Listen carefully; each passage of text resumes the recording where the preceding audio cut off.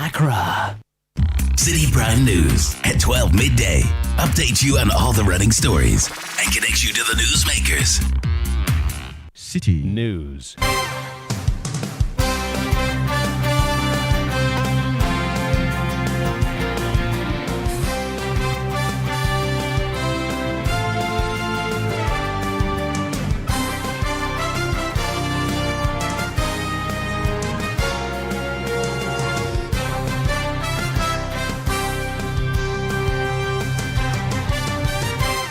It's midday. Hello, good afternoon, and welcome to the Citi Prime News. We are coming to you live from our studios at number 11, Dr. Martin Loop in Adabraka, Accra. My name is Adjoatin Kramat Domina. Coming up, municipal engineer for the Gas South Assembly blames rampant construction for the perennial flooding in the enclave following massive gridlock that caused users of the Malam Kaswa Road to stay in traffic for almost 10 hours yesterday. You realize that it comes loose, and anytime it rains, it's just at the mercy of the water, and just washes it and it comes down. We'll bring you an update of the situation. Also coming up, Ghanaian students in Morocco stranded as Scholarship Secretariat delays payment of 10-month stipends. Like, I've been moved out. My landlord just sacked me for, I think last week. So I'm staying with a Nigerian friend here, of which I sleep in the corridor. Still in this package, Ghana Publishers Association to increase prices of books by 30 to 40% over high cost of operations. Until such compensation is initiated, we have no option but to increase price of books. Starting from June, prices will go up between 30 to 40%. This decision was not easy to make. And later, Public Utilities Workers Union criticizes NPP flag bearer Dr. Baumia for accusing ECG staff of sabotaging government's revenue digitization move. How do we sabotage something that we give them to it, that we wanted to grow it? And you see, sometimes I don't know what happens. Stay with us for details of these and more stories coming your way in the next 30 minutes. Remember, the bulletin is live around the globe on citinewsroom.com. On Facebook, we're on Citi 97.3 FM. Across the country, you can find us on a number of affiliates in the western region. You can tune into Beach 105.5 FM in the Upper West region, Tumpani Radio 88.5, Jrapa 96.1, in the Upper East region, Recast 92.1 FM, in the Northern region, North Star Radio 92.1, in the Northeast region, Nobia FM 98.1 in Nalarigu. In the Ashanti region, this is Focus 94.3 FM, Orange 107.9 FM. In the Volta region, you can tune in to Sela Radio 97.1, Holy FM 98.5, and in the Savannah region, this is Kasha 99.5. Please stay for details. Citi Prime News at 12 midday. Update you on all the running stories and connects you to the newsmakers. A very warm welcome to you this afternoon. Let's begin from here. The municipal engineer for the Gas South Assembly in Accra, Dr. Daniel Sowa, has debunked assertions that perennial flooding along the Malam Kaswa stretch is as a result of sun-winning activities. His comments come on the back of a massive gridlock that occurred yesterday due to silt washed onto the road after hours of rain, leaving thousands of drivers and passengers stranded. In an interview with the host of the City Breakfast Show, Bernard Avle, Dr. Daniel Sowa emphasized that the rampant construction activities in Ghana contribute significantly to soil erosion, which causes sediments to accumulate on the roads, exacerbating flooding issues. The water that, when the time it rains, it discharges through that section and walks through all the drainage systems over there, and comes down and just spread in that area. So can you explain? So you're saying it's a stream that carries material onto the road. Where is the sand on the road coming from? That's what I'm saying. When you go up there and you identify the source of the stream, where the water comes from, and you check the silt, the sand, the type of sand, the texture over there, you see the same thing on the road. You realize that it wasn't as a result of sand winning, but it's a result of erosion that anytime it rains, it washes the surface of the soil. Remember, everybody is building in Accra. Either through previously, all those areas are covered by vegetation. But now there are construction going on all over. And every time you touch the surface of the soil, and you lose the texture, you realize that it becomes loose. And anytime it rains, it's just at the mercy of the water, and just washes it and it comes down. That was Dr. Daniel Soa. He's a municipal engineer for the Gas South Assembly. Well, let's go live to the area now and speak with our correspondent in the Central Region, Calvis Tete. Calvis, good afternoon. Thank you for your time. What is the situation as regards the flooding and the traffic in the area? Well, traffic is flowing steadily on the Kaswa-Tobut stretch.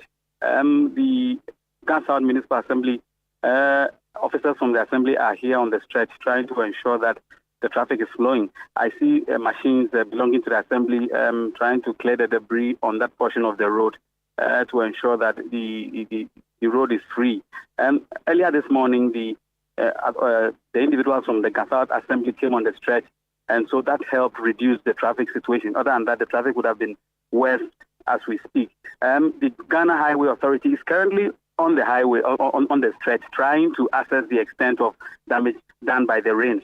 The authorities are here. We are currently at the SCC junction, Giselle Estate Junction, where they are constructing huge culverts. So the authorities from the people from the Ghana Highway Authority are here inspecting the work, and they are hoping that the work will be done as fast as possible to ensure that, they prepare for the rains. We spoke to some individuals on the stretch. They are actually expressing frustrations. You could see frustrations on the faces of persons who use this road. Some of them even got to the extent of insulting us, saying that, you have done reports upon reports and they don't see any results. It tells you how frustrating people who use this stretch have become. They some even denied speaking to us because they feel that, over time we have done this thing for so many years and they have not seen any results. So, they feel like they don't want to speak any longer. And so they are hoping that authorities can actually take up this issue and deal with it once and for all. What we also picked was that, the debris from the broadcasting hill, when it rains, the sand from the hills as a result of sun winning activities come onto the stretch. So some experts we spoke to said that perhaps they could plant some green grass on the broadcasting hill to help, hold the sand when it rains so that it doesn't come onto the streets. So we are hoping that authorities will take this in good faith and then act accordingly. Right, Calvis, you mentioned how frustrated pedestrians are, and in your conversation with the authorities that are working on the road, have they given any assurance, because the rains are here and there's a likelihood that this situation may repeat? Have they given you any assurance whatsoever on how going forward this situation is going to be dealt with? Well, they gave assurances that, the construction works currently at the SCC junction is ongoing, and then they are saying they're also clearing the gutters that have been choked to ensure that the rainwater can get easy access. But the individuals we spoke to says they need permanent solution. These are temporary solutions. So we could see that there is no permanent solution to this issue as we speak. We are hoping that in the coming days, they will find lasting solutions to the issue now that the Ghana Highway Authority are here on the stretch trying to inspect what is currently happening. Thank you very much. Calvis Tete is our man in the Central Region, bringing us up to speed on that situation that resulted in a massive gridlock on the Kaswa to Malam stretch for hours, leaving passengers and drivers stranded.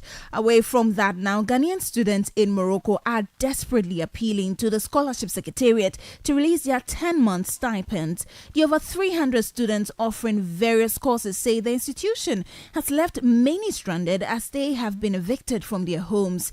Others have also had to walk for several kilometers to get to their various schools without staying hungry as they are unable to fund themselves. Now, the Sports and Culture Secretary of the Ghanaian Students Association in Morocco, Emmanuel Akon, lays bare the dire situation they face while remaining optimistic that they will achieve positive results. For us, the executive, whatever we have to do, sending letters to the embassy, to the scholarship secretariat, we've been doing all that. And the response we get back is, there's no money. Recently, a secretary told us they've gotten some warrant to release our stipends. But later, came back and they were like, the ministry is not releasing the money and stuff. It's a whole lot. And as it stands now, students are really going through a lot. Some are being evicted.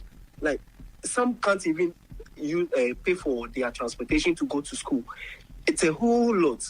A whole lot. Even something small to eat, like what to eat, it's hard for us. as I'm talking to you right now, my landlord just sacked me for, I think last week. So I'm staying with a Nigerian friend here, of which I sleep in at the corridor. From where am I now to my school, I need to take a taxi. Because there is no money, I have to walk for about 2 kilometers. Before I get to the school, I'll be already tired. Students are really going through. Recently, we nearly lost a student because of hunger.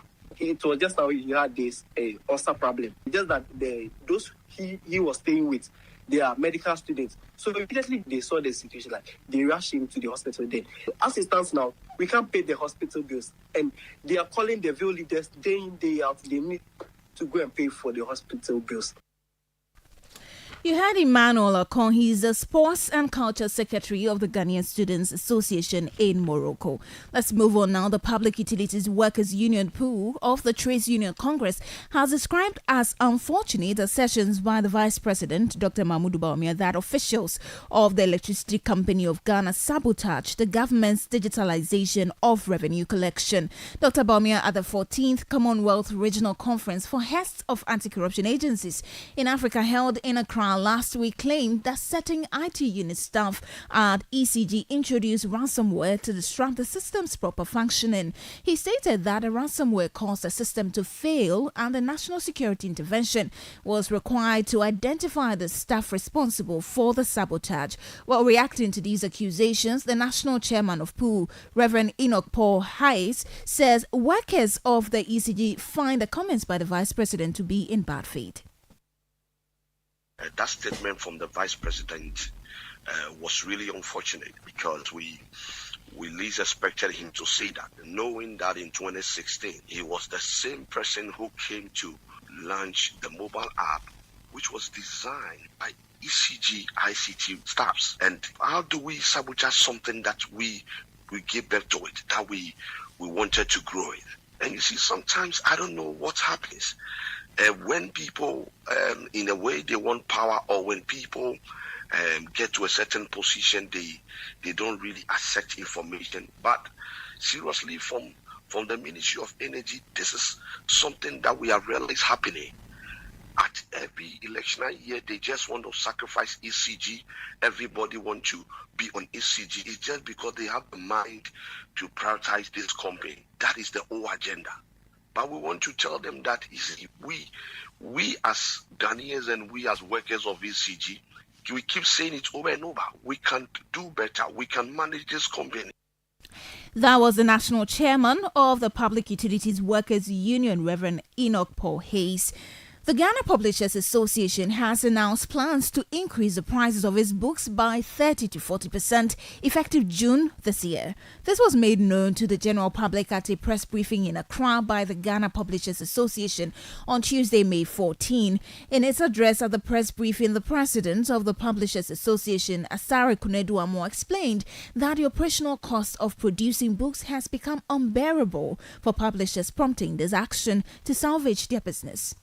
They are likely to still import from outside as the cost of importation will still be cheaper than the local print. In business, so many factors come into play, and being patriotic comes with a cost. We believe that developing the local book industry is good, but challenges that militate against the industry has to be removed to make us all think about Ghana. We therefore urge the government to have a rethink of this tax policy on books and offer parents and people who are providing services in the education sector some respite. We are ready to meet with government agencies, particularly the Ministry of Finance and Ghana Revenue Authority, on this issue and propose for consideration innovative and progressive measures that will improve the business environment in the industry and potentially make Ghana the printing hub of West Africa. If we are all thinking about Ghana, then dialogue and consultations will have to be the anchor of government's relationship with business. Until such conversation is initiated, we have no option but to increase price of books. Starting from June, prices will go up between 30 to 40%. This decision was not easy to make considering the difficult challenges businesses and the citizens are faced with.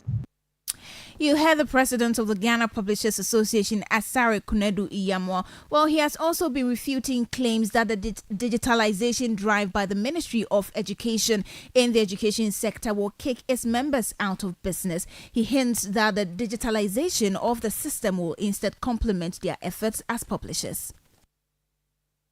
It comes to complement what we are doing as publishers, especially when the e-book phenomenon came in. the whole world, e-books are coming, physical books are going to be, you will know more and all that. As business people, publishers, we understood how the scenario is going to pan out. We realize that it is a complementary marketing avenue for publishers. Today, we sell e-books, we sell physical books. If government decides to buy tablets for students, whose content are going to be put on the tablets? Publishers. And mind you, in countries that are advanced in education, Finland, where they have advanced in education, in fact, the number one in education quality and all that in the whole world, they are still giving their children hard copy textbooks. That was Asare Kunedu Yamo. He's president of the Ghana Publishers Association. You're still listening to the Citi Prime News. When we return, Ghana's ambassador to Burkina Faso is warning of terrorist attacks following recent incidents in Burkina Faso and other parts of the Sahel region. Please stay for details. Citi Prime News at 12 midday. Update you on all the running stories and connects you to the newsmakers. Citi TV is live on DSTV, GoTV, and HD+. On DSTV, find us on channel 363. On GoTV, we're on channel 117, and on HD+, get us on channel 108. On a digital TV, run a new search, but take note that without an antenna, you cannot access Citi TV. Citi TV can be accessed on any free-to-air digital box like the GoTV and HD+ boxes. Citi TV, it's your world. Citi Prime News at 12 midday. Updates you on all the running stories and connects you to the newsmakers. You're welcome back. Let's bring you some other stories now. Ghana's ambassador to Burkina Faso, Boniface Gabila Adagbila, has expressed concern over the security situation in Ghana, highlighting the threat faced by West African coastal states due to terrorism originating in neighboring Burkina Faso and other parts of the Sahel region. He indicates that terrorists from Burkina Faso and other Sahel regions freely enter Ghana, utilize Ghanaian health facilities and access other basic social amenities before returning to their base. Speaking to Citi News, the ambassador says persons living along the border should report suspected strange individuals and groups to security agencies. With terrorists, they attack the governments of Burkina, also attack them. And so we know people get wounded. We know people run away. We know what can happen. Ordinary armed robbers. When you shoot an armed robber in Bolga, Tamale, Kumasi, somewhere, and they escape, you know where they will go to. Where there is Galamsey, mining areas, certainly. They seek medical guidance and they dodge. They come in disguise. So the citizens, the community, people have to be more security alert than even the state. What we can do is individually, our security awareness should be very high. We should be sensitive to people around us, especially around the villages towards the borders. We should stop this business as usual movement into areas like Burkina, which is not a very good area. The people we know and the people we don't know and we see them, we should be able to mention to our chiefs, opinion leaders in communities who can communicate, and institutions like hospitals, like the mining areas, the Galamsey areas, people should be alert. You heard Boniface Gambila Adagbila, his Ghana's ambassador to Burkina Faso. Well, let's stay on the issue of security, but this time on the voter registration, because the Electoral Commission believes the violence that has characterized its limited voter registration exercise justifies its calls for the use of the Ghana card as a sole identification document for registration. Various election observers, including political parties like the National Democratic Congress, have raised concerns about the violence witnessed at some registration centers, mostly between political parties. Now, during a press briefing on Monday, the Deputy Electoral Commissioner, Dr. Bosman Asare, disclosed that these pockets of violence are due to challenge of the age and citizenship of some registrants. The National Peace Council is one of the key stakeholders in our country's electoral process, and we have been joined by Executive Secretary of that council, Mr. George Amo, for more on this. Mr. Amo, good afternoon. Thank you for your time. From where the Peace Council sits, what should be the approach by the Electoral Commission now that we know the Ghana card cannot be the sole identifier and these issues of contention will always come up? How should the EC approach this issue? Thank you very much, and good afternoon to our listeners. I think that for every process of such national importance and magnitude, you should be prepared to see some aberrations or deviations like we are seeing. It cannot be difficult to have 100% perfection. So it is not much of surprise, but what we should be concerned is how we're able to contain such occurrences in order not to allow for spillover, or in order not to allow it to spread, in such a way that we cannot contain it. So I would want to encourage the Electoral Commission to continue with the processes that it has laid, down for tested processes all these years, to ensure that we get the right people. Those who are supposed to be on the register, to be on the register. None should be disenfranchised because of somebody's issues. So we must maximize the opportunity that we have to get as many people who are yet to be on the register to be on the register. I think that should be the approach of the EC. So if, for example, it is to allow more space, let us do that. If it is to probably add 1 or 2 days to get more people, let us do that. And I am hopeful that we are going to overcome this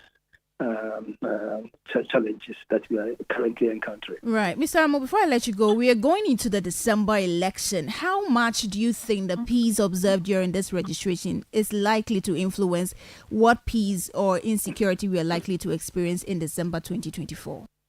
Yes.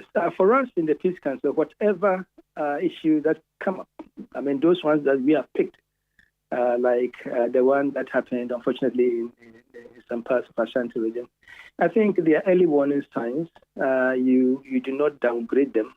You would have to carefully assess the potential they have to affect, the elections in December. So there are signs that we have to set up, but they are not signs to discourage us. They are not signs of hopelessness. I think that let us see them as warning signs, and let us guard against any issues like this, spilling over or spreading to other places. I think let us approach it that way. I would want to encourage institutions in this regard. The Electoral Commission, I believe they are doing their best. They should be focused and keep to the rules, the procedures that have been set out for governing our elections. Right. The Peace Council, all of us should do our best, and I want to urge citizens and our political parties. They have a big role to play. We all contribute to making the election peaceful. It doesn't rest only with the Electoral Commission or the Police Service. So let all of us Ghanaians, prove to the world once again on this 9th occasion that we are able to organize ourselves credible and peaceful elections. Thank you very much. George Omo is Executive Secretary of the National Peace Council. Let's bring you some other stories this afternoon. Motorists who use the Obichibi-Lamte interchange will witness some traffic interruptions due to road diversions around the project for earthworks to be carried out. According to a statement from the Department of Urban Roads, the diversion, which is in effect, will run through to September 30th, 2024. Speaking to City News, Chief Resident Engineer of the Obichibi-Lamte interchange project also set your entry urged motorists to follow traffic diversion signs when approaching the project site. We are doing what we call the groundwork, okay, and with the groundworks, we do a lot of excavations within the project area because of the drains we are constructing here and there. Space left to be so small, vehicles cannot pass by. So we're doing intermittent traffic diversions here and there. Getting to the end of the project by the end of September. So from now on, when we actually finish the project, we'll be doing the diversion here and there as and when it's necessary to do it. We should be looking out for traffic diversion signs, that is one. And then where they have alternative routes, we'll advise them to use. But those who will be using the project site should always look out for traffic diversion signs. You had a chief resident engineer of the Obichibi-Lamte Interchange Project, Owusu Setre Enchi.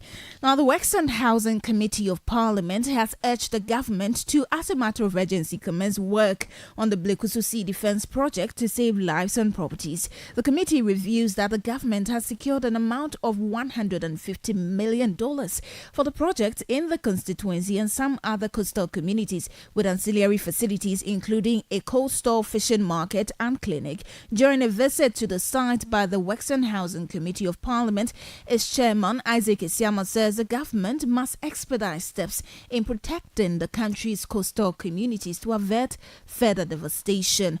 Away from that, now Chief Operations Officer of Dalex Finance, Joe Jackson, has confirmed claims by the central bank that it had been making payments to individuals and institutions that opted out of the debt exchange program. The Bank of Ghana had earlier disclosed that the government completed payments to individuals who opted out of the program last year, adding that participating institutions had also begun receiving their payments. Meanwhile, the financial analyst has urged the Apex Bank to create room for a healthy financial market to ensure business interests and investments are safeguarded.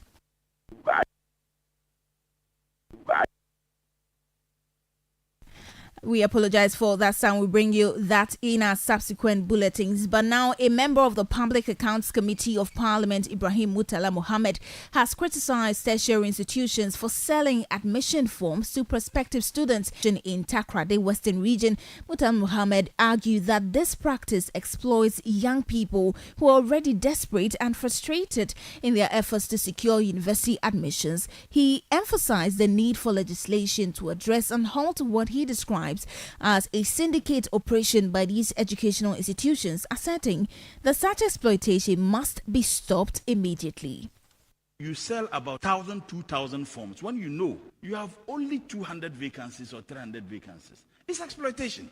It's exploitation. And I think we have a duty. All those victims are people we represent. We must find a way to stop this. When in other jurisdictions they don't do that, I see it as a syndicate by educational institutions to exploit the already desperate and frustrated young people who are looking for the opportunity to be admitted into institutions. I think this thing ought to stop. And we must find a way, as the people representative in our report, to legislate to ensure that institutions do not have a carte blanche where they think they must make money from desperate students who want to be admitted into such institutions.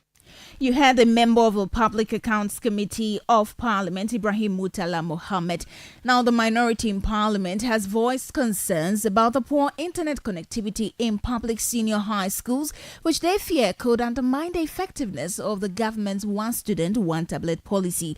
Despite data indicating that the government's free Wi-Fi project has been completed in 663 senior high technical and vocational schools as of March 2022, the Ministry or the Minority Caucus rather says the internet connectivity remains unstable. Speaking to Citi News, the Deputy Ranking Member on the Education Committee of Parliament, Dr. Clement Park, says it is necessary to resolve these connectivity issues promptly to ensure the successful implementation of One Student, One Tablet initiative.